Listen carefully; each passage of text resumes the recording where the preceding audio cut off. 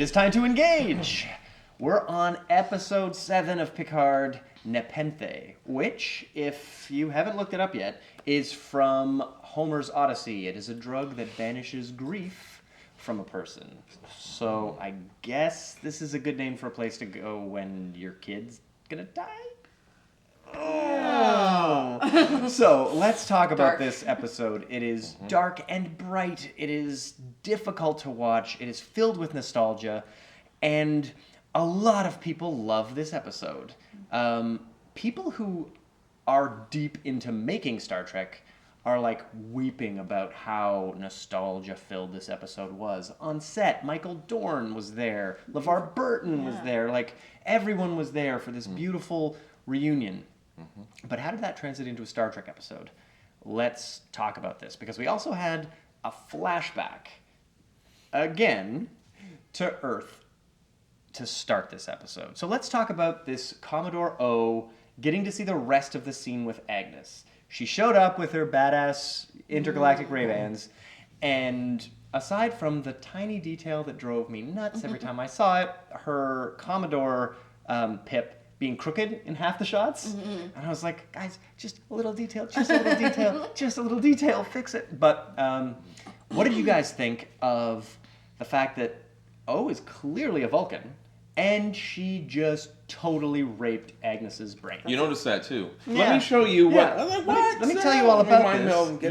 Yeah. Vanya, how did that make you feel when she was just like, boom, here are my thoughts? She's clearly like a Vulcan who doesn't have morals, right? Right, because that you have to have consent for that kind of thing. We've seen it happen time and time again. Yeah. It's something that is very intimate, and so she basically mind raped her, just hit her with it. And anything that happens after that point, it's like I'm not a fan of Agnes, but you can't really even blame her, because you don't even know the influence that she had over her in the moment that she, was connected to her. So any choices that she makes after that point, we don't know. I know, she's been deeply, heavily affected by this thing that just made her like immediately. And we've never seen that reaction from a human after they've had a mind meld with a Vulcan who is being like, who actually wants to share something with them. Yeah. We've also not seen a lot of surprise mind melds.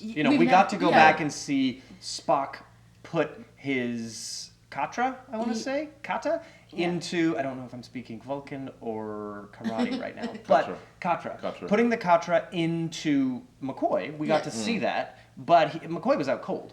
Yeah. So we've never seen a person's like actual, There's one time, and it actually, to this day, disturbs me. And I know this is make-believe, and I don't know why it disturbs me, but it does. Okay. Star Trek 6, when Spock goes up to when he takes it from, And that sort of, why does that bother me so much? Well, I mean, I guess it's enhanced interrogation techniques. Yes. Like, and she's like clearly in pain. Which we know. Yeah.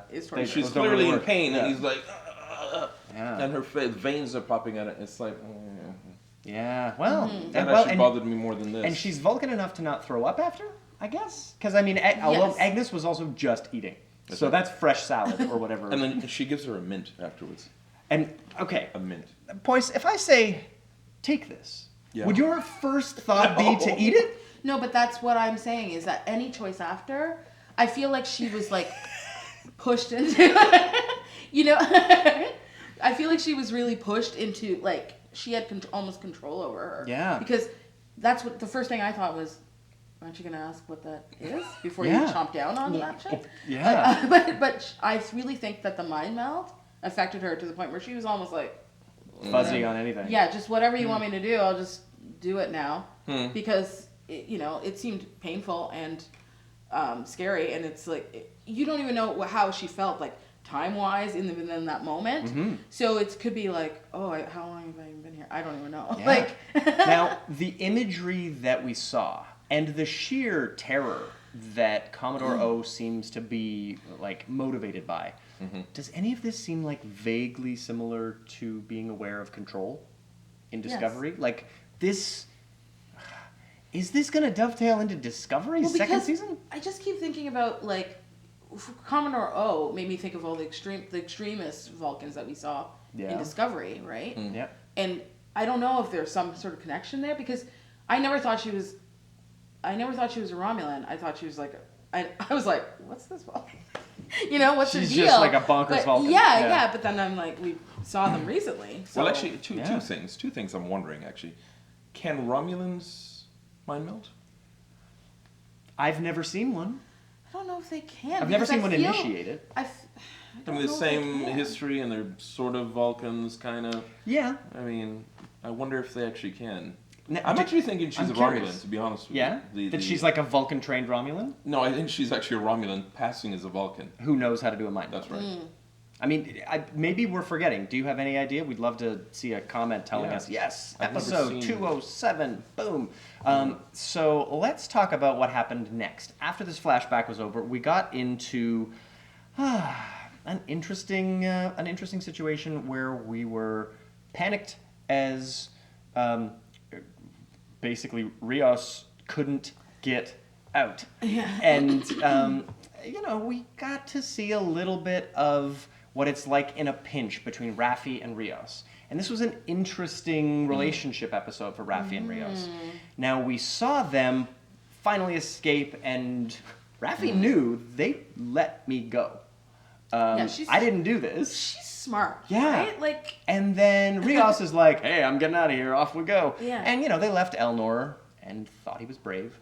But I'm curious, when we got to the point in this episode where Rios sat down with Agnes and said, hey, I think Raffi's betraying us. I didn't buy that. No? Did you buy that? I was pissed. So was I. Because they have this, the previous episode, they showed this closeness between them. That he cared about her so much. That they knew each other for a long time. That there was trust built. The fact that she was okay and he's in her room. And he's in her room when she's sleeping and she wakes up to him. And that's not creepy, she's fine, so they're and close. They're really close. That was And privilege. He just met. Hispanic privilege? No, privilege with her. She's like, she's a title and is a white woman from Earth, and she's got to be legit. I just met you yesterday, and I trust you more than her, who I've known for 20 years. Well, she has magic, I'm just saying, he went there. So he did. I don't know if that convinced him. But I was kind of, I can't believe he trusted her so quickly, and he didn't think that she might be the person. Well, my first thought as that was happening was that Rios was saying this to Agnes. Maybe we're being tracked to get Agnes to admit it. Right. That's what I figured. I hope that's what it is. But then a scene happens next where Raffi's like, oh, he's back. And then you see Rios, and he's like glaring at her. And so it's I know. Okay, so I am not alone in that none of this relationship was clear. Yeah, I thought that they were, very close. Yeah. Like family. Mm-hmm. It baffles me that he would go to Agnes. I actually made a note of that. It doesn't... He's known Raffi for so long. Yeah. And you go, okay, well, she disappeared for a little while, our last little trip, so she's got to be evil. And you've been with me the whole time, so you clearly got to be good. Yeah. So I'm going to trust. Why? Because she was with you? It's funny, the only person who's ever thought that Agnes wasn't trustworthy for any minute was Raffi. Right. Yeah. And then you would think that as her friend, Rios would be like, remember that time when you said... We should do a security clear, and we didn't? Yeah, then we didn't do it. This is a weird situation now. Yeah. Wouldn't he think that? Yeah.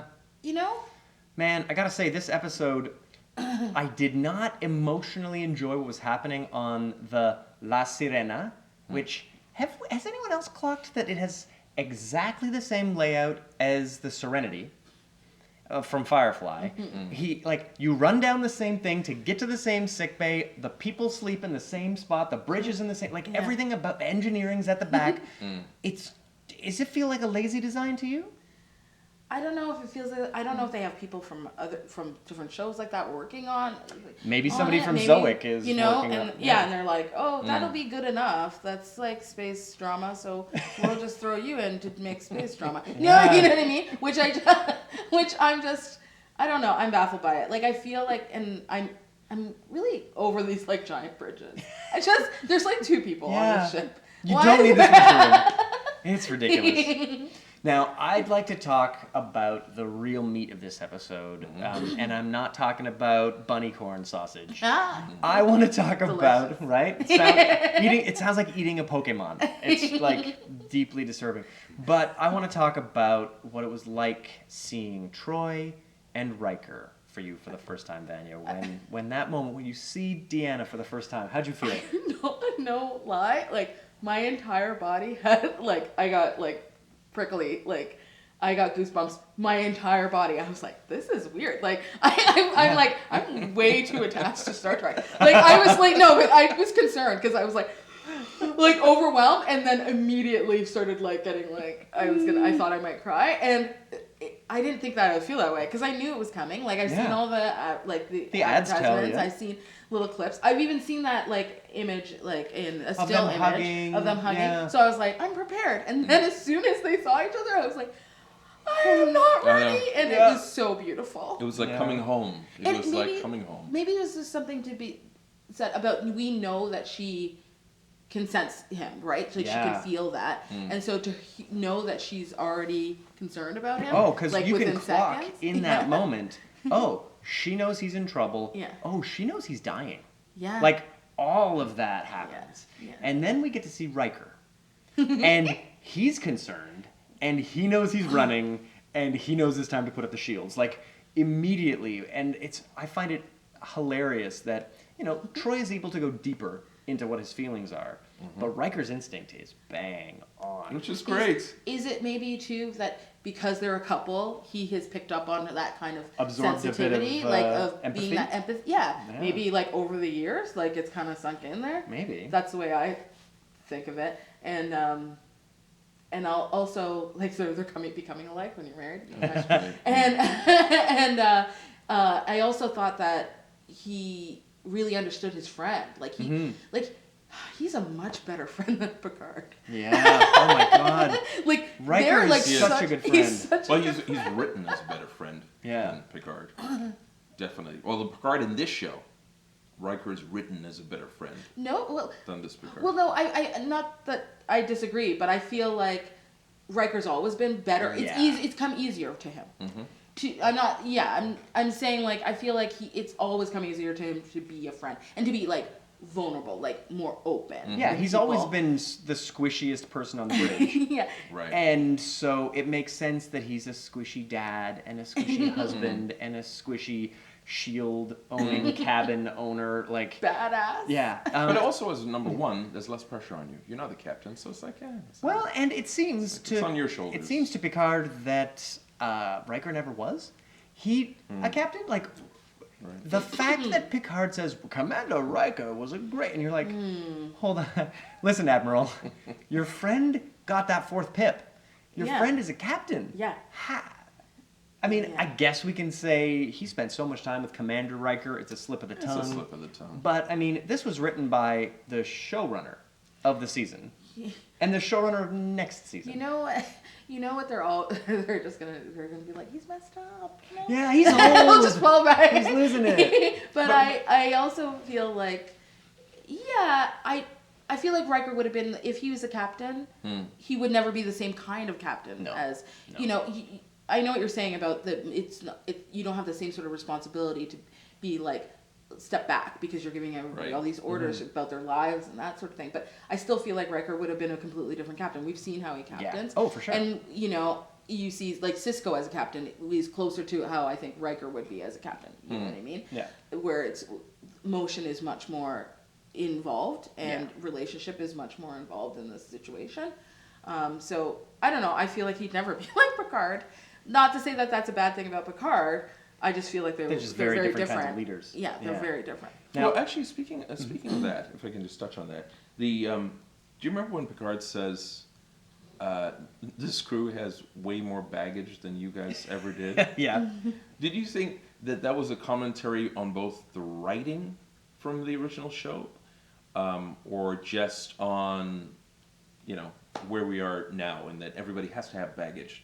Everybody in a show has to have a baggage now. Whereas 25 years ago, no, they were just, I don't know. I feel like 25 years ago, all these characters had baggage, and we slowly, over 7 years, found out what that baggage was. Whether it was Worf's white English, Russian parents. I was like, Canadian parents. The fact that you didn't know in the first season what Worf's parents were like. Right. Yeah, and they have a lot of baggage, these characters. And, Riker has, like, serious daddy issues, and, like, they all had their stuff. Like, look at Troi? Roxanna Troi. What was her She's baggage? She's not a walk in the park. Troi. And she had Troi her with dad. Her mother. Yeah, her like growing up with just her like Beta's outside and having her dad die. You know what I mean? Even like, not being Data around. had crazy amounts of baggage. Every sibling or Right. parent they found And of caused a course- crazy uprising. That's true. We know that Beverly did because Ghost. you know.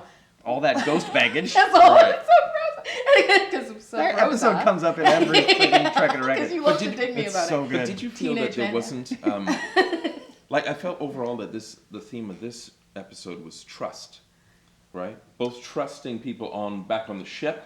Do you trust Raffi? Do you trust Agnes? And back with Soji, do you trust Picard? Do you trust?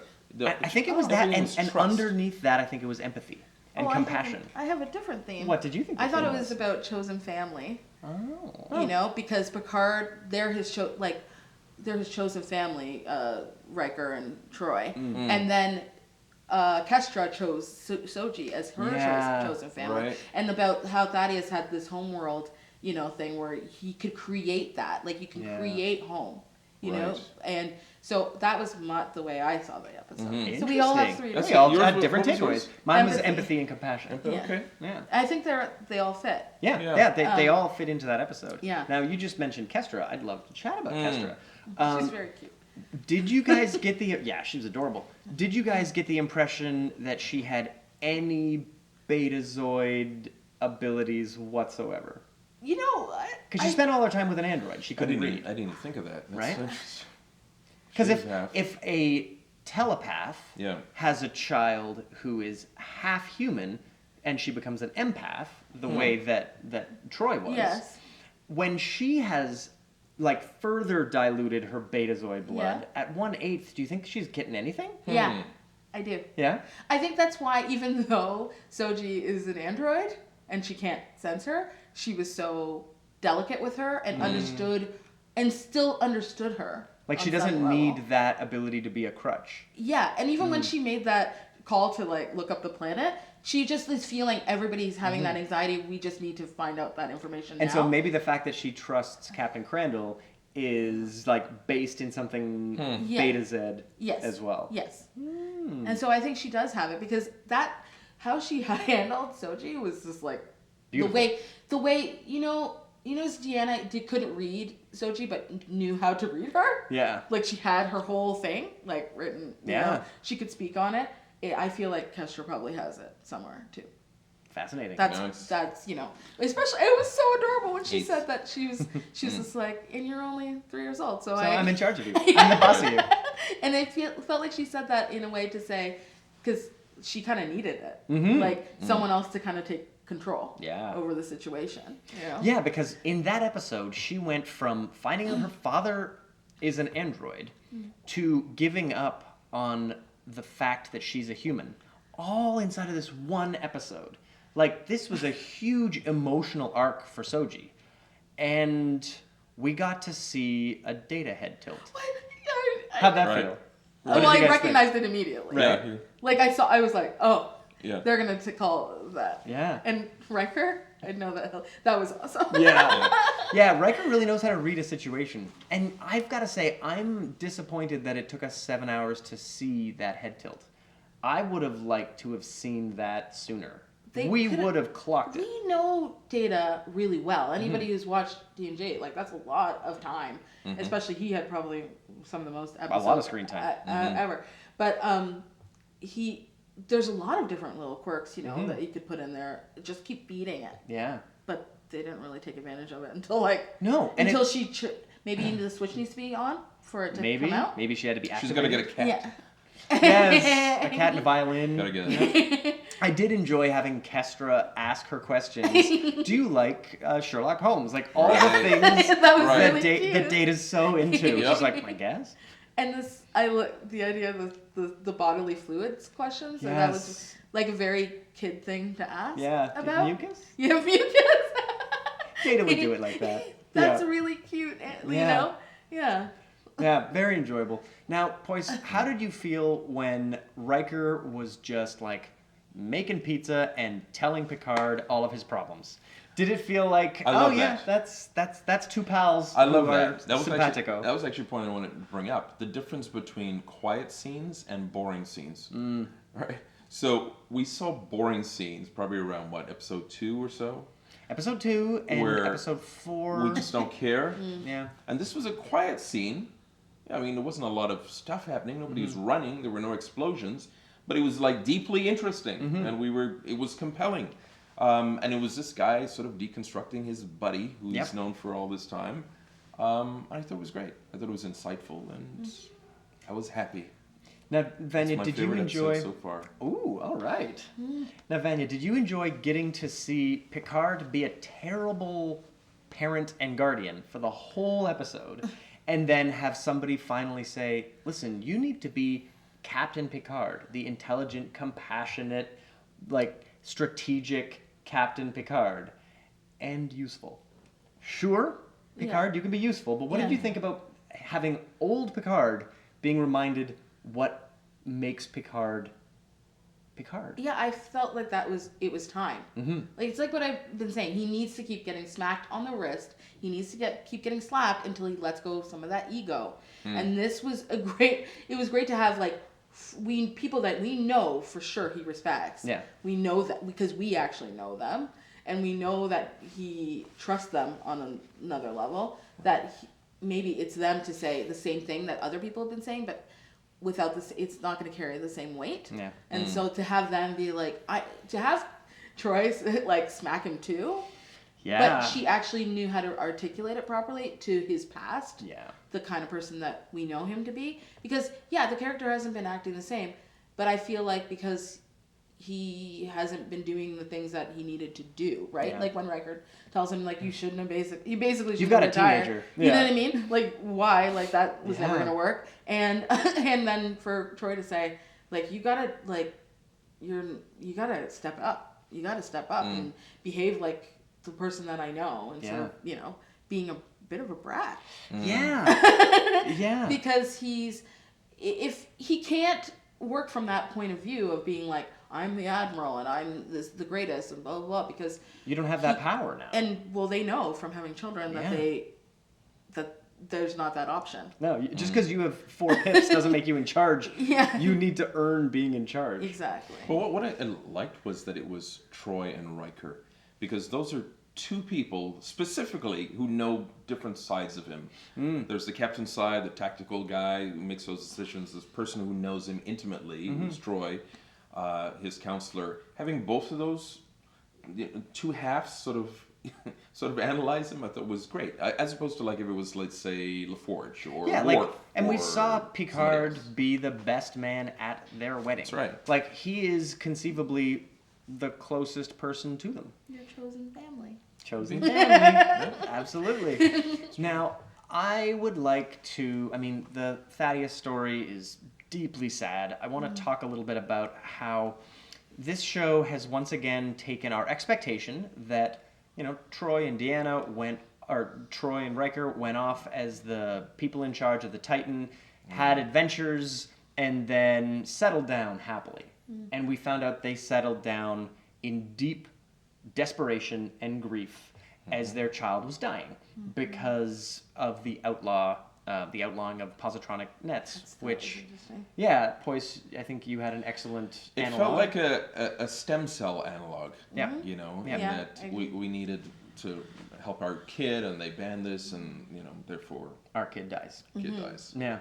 Yeah, this idea of the government being afraid of a thing, and then you aren't allowed as a civilization to take advantage of key life-saving technology. It's a problem to this day in a lot of places. So I thought that was a really beautiful, gentle moment. But I liked it because it was like a Star Trek. Like, it was specific to the future, right? Where they weren't trying to. They talked about, which is when Star Trek's best, talking about today's issues, but in the future and making it a future thing. Yeah, give it a new context. And not make it so like so close to now. Yeah. Making it far enough where you're like, it's out of, we can't feel like we can reach it, but we're like, maybe we can reach it, Yeah.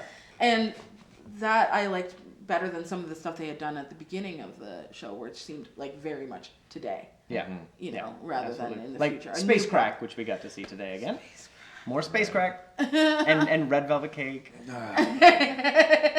Oh, but the cake. I'm sold on cake. It was a good-looking cake. Cake.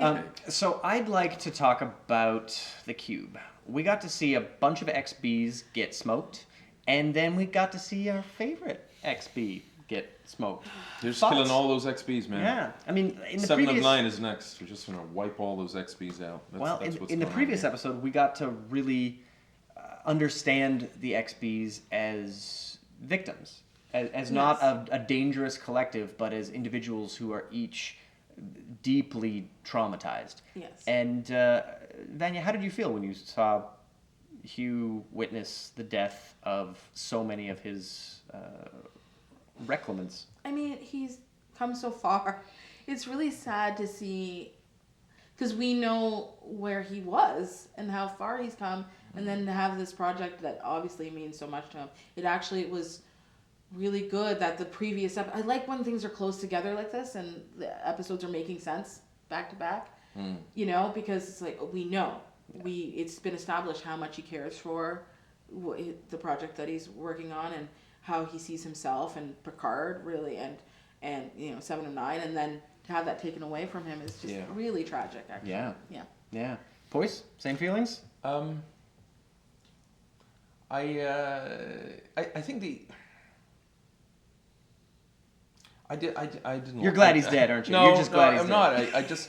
I don't like the fact that he was killed, especially. I mean, I'm gonna have to counter that, especially because it was so close to that last episode. It felt like he's come so far, and this is a character that we've known over, a few. It just felt like it felt like a cheap, unrewarding death. I think that's what it is. No, Interesting. I would have to say, like, I really wished he was like got away, like was able to continue his work. I don't know if they needed to kill him to show that that he was feeling pain. You know what I mean? Now, do we buy that the Tal Shiar's Tal Shiar, that the Jadvash care about whether he's Federation, and then all of a sudden, when it's open, 5 minutes later. it's open insurrection, she's allowed to kill him? That's nonsense. Well, I say it's nonsense, but Romulans make no sense. Right? Like, who are your eyewitnesses? It's like, who's going to say, you can't do that. That's bad. And if they're Romulan eyewitnesses, who's going to believe them? Yeah. It's like, I can't do anything to you now. 5 minutes later, though, I'm going to do something to you then. It's weird. They seem to have so many rules, but none. Yeah. Yeah. Romulans? They're worried about convenient rules and then break them when it's convenient. And just just will get rid of anything, do anything. They have all these backdoor stuff. Wouldn't she have just found in her own mind, figured out her own loophole to just get rid of him the first time? Just space him out of dock and then you'll never have to see him again. Yeah. Like, so many ways to handle the situation. They don't have any problem lying. No. That's right. Yeah, so I found that all very convenient and sort of badly telegraphed. Yeah. Did we care about that moment that she says, is this how Coat Milat fights Jadvash? Like, in 7 hours, did they earn that? No. If it was something like, is this how Tal Shiar fights Obsidian Order? You'd be like, ooh! Because it's been like... You have 700 hours of established things we care about. I just found out about these people 2 seconds. It's like what did you say? Maybe they fight like... Patty cake. It's like, who cares?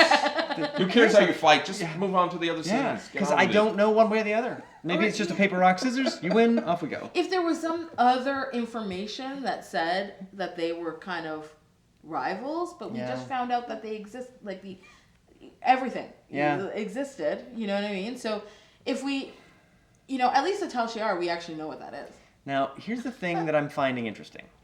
Every time that Hugh is in a scene, I like the scene and I like the work that's being done. True. Except when he's in a scene with the Romulannister sister. Yeah. Interesting. We're enjoying some of the things that the Romulannister brother does, except when he's in a scene with the Romulannister sister. Commodore O is okay. I enjoyed her with Agnes. Yeah. The worst scene happened with the Romulannister sister. Ooh. Is this just one actor who is just shitting the bed? Well, have Is you it seen the this actor? act- Is it the actor? she's the common denominator, is what he's saying. Or is it the way this character's being written as just boring and bloodthirsty? See, I've only ever seen this actor on another show called Mad Men, a little show called Mad She's Men. on Mad Men? Yeah, where she played Jane. She was like Don's secretary who ended up marrying Roger. Spoilers. Sorry. Mad Men spoilers. I'm so sorry. But and she was deceptive and kind of You should have seen it by now. She was a Romulan. She was basically a Romulan Right. then. And the thing is, she was good, but I think she was a better written character. Okay, so it's not the actor, it's the it might not scenes. be just her. Like, you know, I mean, it seems like she can handle that kind of like That character. grabby kind of Do you know what I think it is? You know what I think it is? I think it's people playing evil. Instead of playing the motivation. That's right. And maybe this character has no clear motivation. As much as she's like, you've ruined hundreds of systems and like dozens of operatives' work. Like the brother is evil, but he doesn't play evil. He's not the twisting brother his, has a motivation that doesn't seem evil. And also, it's not even that he gets to play. He's a true believer. But he also gets to play more because he gets to play. He got to play with Soji as being like deceptive towards her. So and he's also kind of falling in love with her. Yeah. So he gets to play more complex. He's got more colors. That's you know? interesting. And she has not been able to play anything complex. That's true. She's a one-note character. She has not been fleshed out in any way except for being his sister. That's her only in-depth thing. Yeah. And she has And even to then, be she's just antagonistic written as all the time. Yeah. So maybe it's the writing. Okay. Maybe if there was any, It's probably the writing. maybe if there were a couple intimate moments between her and her brother where she wasn't just an antagonist Just being the a jerk. entire time, then maybe we would have got to see that next level of what she could do.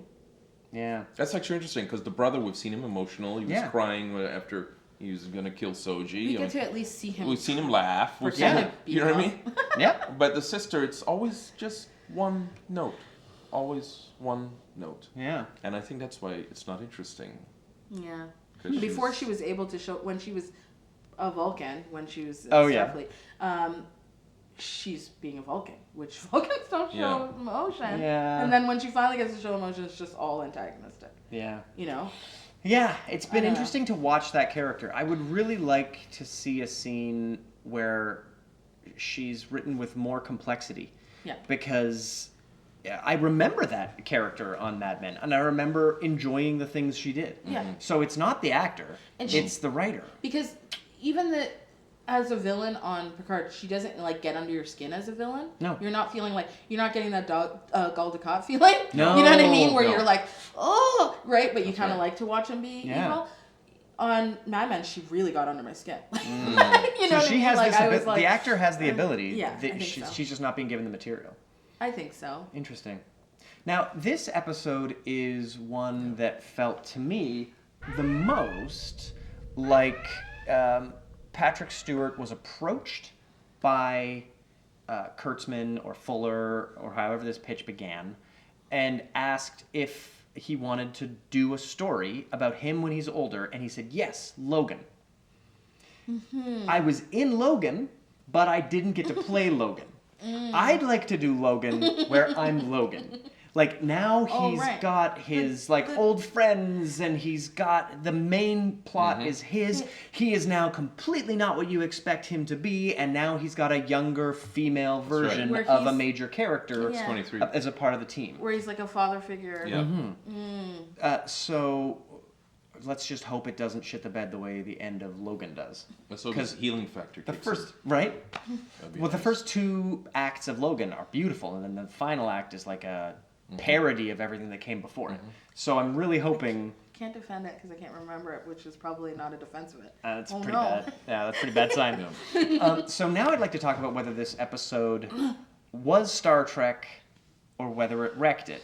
Actually, And- before we do that, yeah? I just want to touch on your Logan point. I actually made a note about that. The scene at the dinner table, Yeah. where it's all sort of quiet, it is sort of a mirror of that Logan Oh, yeah. scene. Oh, yeah. This You know? episode is the one that made me be like, oh, Jesus. He's with X-23 at the table, they have yeah. and you expect them to be attacked Yep. by the... It's totally that. Yeah, by somebody with a cloak, Yeah. which apparently is only a Romulan.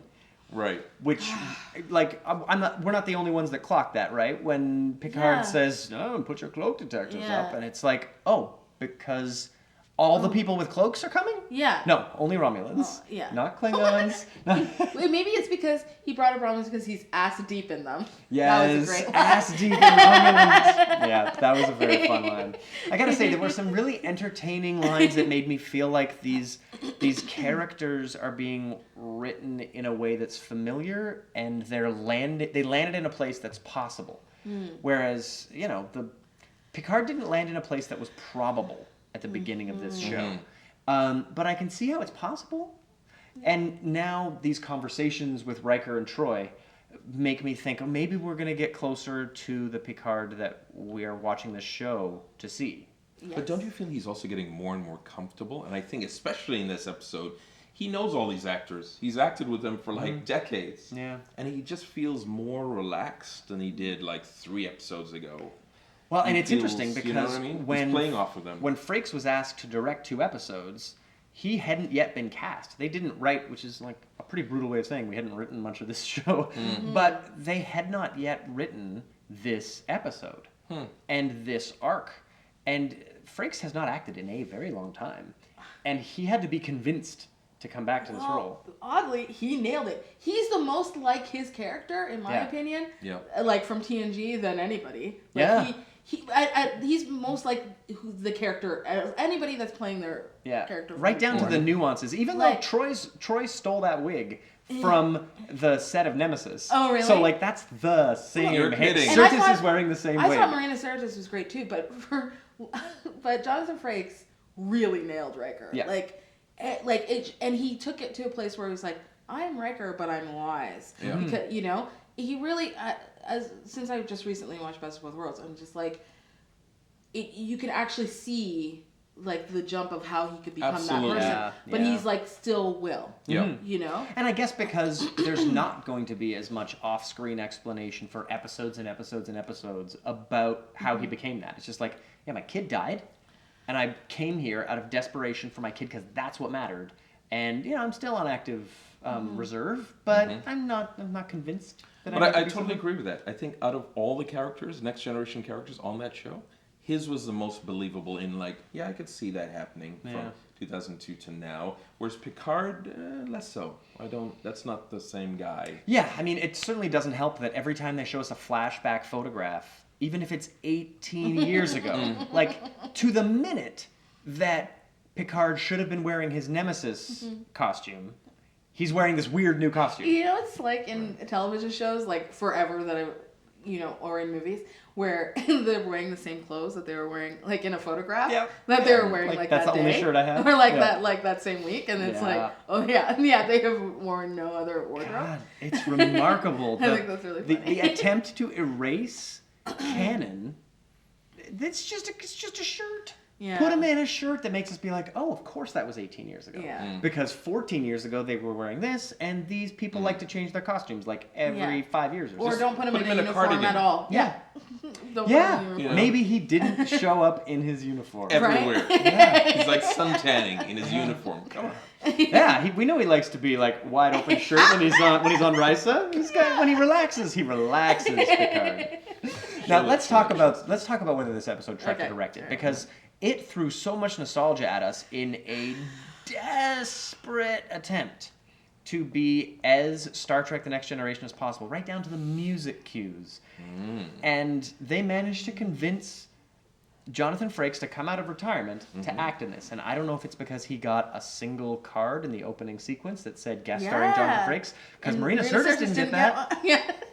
I thought that too. I was like, wow. Someone's got a better agent, or is like a very good negotiator. I don't know. Vanya, did this episode Trek it or wreck it for you? Yeah. Okay. So it trekked it for me. It's kind of hard not to. It kind of has many elements that I believe are Star Trek. And I know I wrecked it last week, but what I'll say is this show and these episodes, it's like they have to keep compounding themselves into 2 episodes for me, because they're not giving enough, enough for one episode, and then you see the follow-up episode, which is kind of like it's second part, and then you're like, oh, okay, now it trekked it. So it's like, it wrecked it, and then the next week it's like, oh, that's the full story, it trekked it. Interesting. Okay, Poise, did this episode trek it for you or wreck it? Definitely trekked it. Yeah? Yeah. I think the episode's actually getting progressively better in the second half of this 10-episode thing. I thought that Picard meeting with his friends was a little bit of that grounding that I think the character needed. Yeah. That I felt we hadn't seen actually really at all. Even with his Romulan friends back home, we didn't quite get that. But I think he needed to have that from both Troi and Riker. I mean, both sides of his of who he is. I thought that was necessary scenes to have, and I love the episode. So trekked it. Cool. I remember when we were talking about the Orville, that Vanya had something called a lazy trekked it. And a lazy trekked it is when you basically just reach in to grab all the ingredients you know and you mash them together and you wind up with a thing that happens for an hour. This episode lazy trekked it for me. I would have to... Right? Yeah, where kinda it's just like, like it here's an emotional song. That's why I and said it here's was a like... face you know, and it's like giving you specific things to be like, see, we're Star Trek. That's why I say it's kind of like, it kind of had all the parts. Yeah. Kind of do. You think, eh? Yeah, and I rewatched this episode today just to see if it would give me the same emotional impact. And it did. Like, it's hitting nostalgia so hard. Yeah. And I'm enjoying that there's nostalgia in this, but I feel like if you put a bit of nostalgia in every bite, it will be easier to swallow that slice of pizza. Instead of like... If it's all on one slice... Yeah. just the venom sacs on the other slices are not going to go down as easy. It's like if there's only pepperoni, it might not taste the cheese. You know, I'm like, Yeah. I want to get all the pieces. So spread it out. Yeah, I feel and like tell tighter stories. You know. Yeah. Yeah, giving us Hugh was a nice bit of nostalgia. Giving us Seven was a nice bit of nostalgia.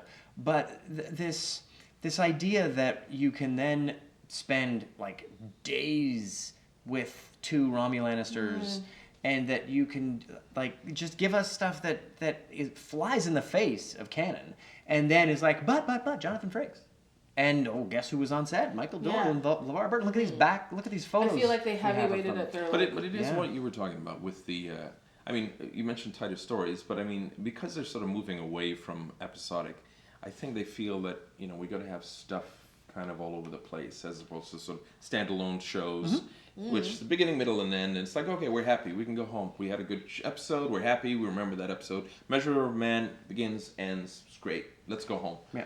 But with this, it's sort of like a bit of this here and a bit of this in episode 7 and a bit of this. So it feels like, I don't think tighter in that sense. I don't think it can work for what they're trying to do here. I mean, this episode had a beginning, middle, and end from a character perspective. Yeah. There wasn't like a whole bunch of plot that started and finished. Yeah. But we introduced characters, they had an impact on our lead character, and then that impact ended, and the final thing was beaming up. Yeah, I actually think that when you are doing like bingeable like television where it's not episodic, it's one big arc, then you have to be tighter because it's like you don't have time to make up. Like you only have 10 episodes. You got to be tight. Every episode's got to be tight. So that one goes into the next, one into the next, into the next, and you can't have a wasted time like, one scene here that doesn't matter. Every scene has to matter. Yeah, and I feel like in this episode, all the scenes felt like they mattered on Nepenthe. I don't know if I'd say that about what was happening on La Sirena because it felt like relationships weren't clear, that had been set up much earlier. And I don't know that I would say it was particularly clear on the Cube either because you have like the most treacherous people on Earth caring about rules. Yeah. Like certain things didn't resonate, but on Nepenthe, that worked for me. The one thing that I liked about the Cube, which is such a small thing, is that he uses the Fenris beacon to get, and I was like, that connects everything. You know what I mean? Because now we know that she's coming back. There's like a purpose to why she was there, before. Because she kind of, there wasn't. It was a really wasted episode. Yeah, there wasn't a purpose before, and now all of a sudden, okay. Oh, basically that episode was just so she could drop off this. Yeah, like, that whole episode was so that you could give me the bat signal. But it's such a small thing. You press that button, and I was like, nice. That's weird. I shouldn't be like. there you go. Yeah. You know? Thank goodness you spent an hour handing someone a cell phone. Like, that's basically... Like, Hugh died and all that stuff, and I just wanted him to press a button. Yeah. Yeah, it's a lot. Yeah, so, I don't know. Actually, two things I just want to point out. We touched on last week with the ability to believe that Starfleet is compromised. Starfleet has always been compromised. We mentioned the conspiracy episode, but we also mentioned Star Trek 6. Admiral Cartwright was in conspiracy with Romulans to discredit these guys, right? Well, the Pegasus episode Right. has an off the books alliance happening. Yes. The fact that the Dominion War created some huge off the books business happening That's there. right. Like, I feel like the founders landing on Earth and compromised. I feel like- Starfleet is always compromised. Well, yeah, because it's so powerful. And it's a huge right? bureaucracy. Yeah, that's so powerful. It contains so many different people that are connected, and they're connected to the Federation, which has so many different planets that are involved. So there's going to be issues like that, and so it's just another thing. Well, and this one appears to be at the level of the head of Starfleet security and below. It's not necessarily higher than Commodore O. So that might be it. But is it like a 14-year conspiracy and like before? Because it's like, Because there have always been sleazy people in Starfleet. Sleazy. Yeah, sure, but this particular one, like what Raffi's talking about, like how long was this coming down the pipe? Like how long was, and the idea that she has this theory about the Romulans and this particular thing being connected. Yeah. Like she thought that 14 years ago. Mm-hmm. So how long ago was it in the works? Like. But it's like, why wouldn't they believe her? Is the question. It's like you've had the Dominions trying to infiltrate Starfleet. You've had a conspiracy where there were literally creatures in people's bodies. They didn't even. Why would you go? Well, but she wasn't even high then. Yeah, that's back when she was sober. Yeah, exactly. And then she's gone high and stuck with the same narrative. Would Come you go? on. Maybe we should look into this. Yeah.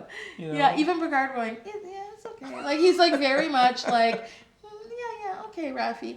And now it's like this poor woman. My heart breaks for her because now Rios, who just met this lady, is like, what do you think's wrong with Raffi? Yeah. What is happening? And nobody believes That's Raffi. privilege. Not even her I friend. want the final episode to be called Raffi's Redemption, or like where Raffi becomes a machine gun. Yeah, I want Raffi to get Commodore O's job. Oh yeah. Raffi's Vindication. Yes. Yeah, absolutely. that's what it should be called. Well, guys, hopefully next week Raffi gets a little bit of vindication.